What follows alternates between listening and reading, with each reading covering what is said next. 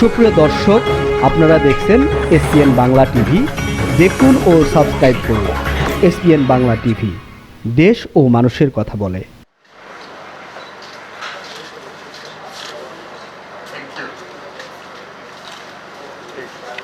সংকটের মধ্যে পড়ে গেছে।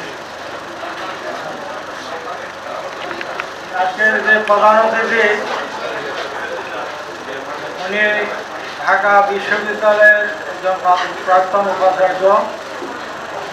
আমার যে ডিগ্রি সেটাও ঢাকা বিশ্ববিদ্যালয়ের, সেই হিসাবে তিনি আমার শিক্ষকই হন। সুতরাং একজন শিক্ষকের উপরে ছাত্রের বক্তব্য আর কি থাকতে পারে। যা হোক, তবুও যেহেতু এই অনুষ্ঠানে আমন্ত্রিত হয়ে এসেছি, দু চারটার কথা তো আমার বলা প্রয়োজন। গত মাসেই আমাদের বাংলা একাডেমির উদ্যোগে অমর 21শে বইমেলা শেষ হয়েছে। প্রতি বছরে সে বইমেলা অনুষ্ঠিত হয়।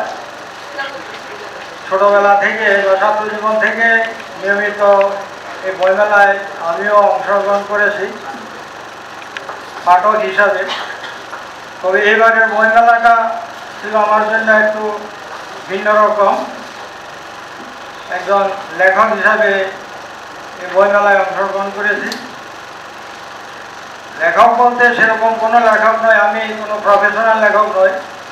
হঠাৎ করে একটা পরিস্থিতিতে একটা কাহিনী লিখে, যেটা ভ্রমণ কাহিনী, এটা আমার আমেরিকা যাত্রা নামে একটা ভ্রমণ কাহিনী। সেই বইটা আমার 21শে বইমেলায় গ্রন্থ উন্মোচন হয়েছে গত মাসে। সেই অনুষ্ঠানে, গ্রন্থ উন্মোচন অনুষ্ঠানে আজকে বিশেষ অতিথি সম্মানিত সাহেব মন্তাজ মহোদয় উপস্থিত ছিলেন। তো আজকে আমার এবং আরও অন্যান্য যেসব লেখকবৃন্দের বইকে কেন্দ্র করে আলোচনা সভা অনুষ্ঠিত হচ্ছে, সেখানে যেসব গুণী বিশিষ্ট ব্যক্তিবর্গকে পেয়েছি, তাতে আমি খুব কৃতার্থ। তাদের সামনে দু চারটা কথা বলার সুযোগ পেলাম। ভ্রমণ এমন একটা বিষয়, এটা আমাদের জীবনের একটা গুরুত্বপূর্ণ অংশ। কারণ ভ্রমণের মাধ্যমে যেমন আমাদের কর্মজীবনের একঘেয়েমি থেকে একটু রিলিফ পাওয়া যায়, মনের প্রশান্তিও আসে, এবং ভ্রমণের মাধ্যমে জ্ঞানও অর্জন হয়। ছোটবেলা থেকে আমাদের দেশে বিভিন্ন পর্যটন কেন্দ্রে ভ্রমণের সুযোগ হয়েছে। সেই টেকনাফ বা সেন্ট মার্টিন দ্বীপ থেকে আরম্ভ করে সুন্দরবন বা সিলেটের জাফলং, ভোলাগঞ্জের সাদা পাথর, রাতারগুল, শ্রীমঙ্গলের চা বাগান এবং লাউছড়া জাতীয় উদ্যান, এরকম প্রচুর জায়গায় ভ্রমণের অভিজ্ঞতা আছে।